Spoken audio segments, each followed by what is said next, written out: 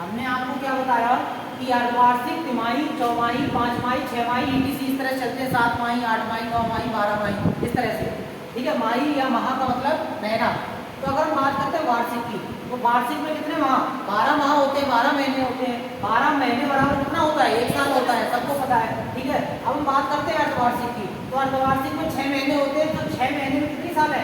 1/2 साल होती है। अब हमने क्या लिखवाया? दर का आधा कर देते हैं और समय का क्या कर देते हैं? 2 गुना कर देते हैं।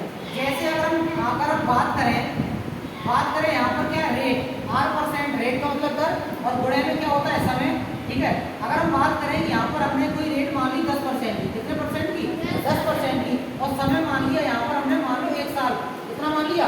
यहाँ समय मान लिया 1 साल। अब यहाँ इस बात को समझना है, और हमने बोला कि इसमें आपको अर्धवार्षिक लगाना है। इस कंडीशन में क्या लगाना है हमें? अर्धवार्षिक लगाना है, अर्धवार्षिक वाली कंडीशन लगानी है। तो हमने क्या लिखा है? दर का आधा, यानी कि जो भी ये समय आता है, तो हम दर में कैलकुलेशन कर देते हैं। 10 का गुणा कर देंगे 1/2, कर लिया। ठीक है, अब इसके बाद हम बात करते हैं समय की। तो समय यहाँ पर 1 साल था, तो समय में क्या होगा? समय का 2 गुना, यानी कि जो भी 1/2 है इसका उल्टा कर दो, उल्टा लिख दो, 2/1 कर दे। कितना करते हैं? 2/1। तो आपने क्या देखा कि दर तो क्या होगी? आधी होगी 5%। पहले कितनी थी? 10। अब कितनी है? 5% है। इसी तरह समय कितना था? 1 साल, तो समय का हमने दुगुना कर दिया, 1 दूनी 2, तो समय कितना आ गया? 2 आ गया। अगर हम बात करें यहाँ पर 5% और 2 साल, तो 5% और 2 साल, इसका CI कितना होता है? अगर हम बात करें, देखो SI%, इसकी SI% की बात करें, फिर इसके बाद हम बात करेंगे CI% की।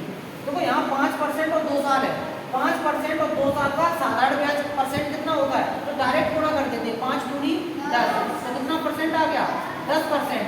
लेकिन अगर हम इसकी बात करें कि चक्रवृद्धि परसेंट कितना होगा?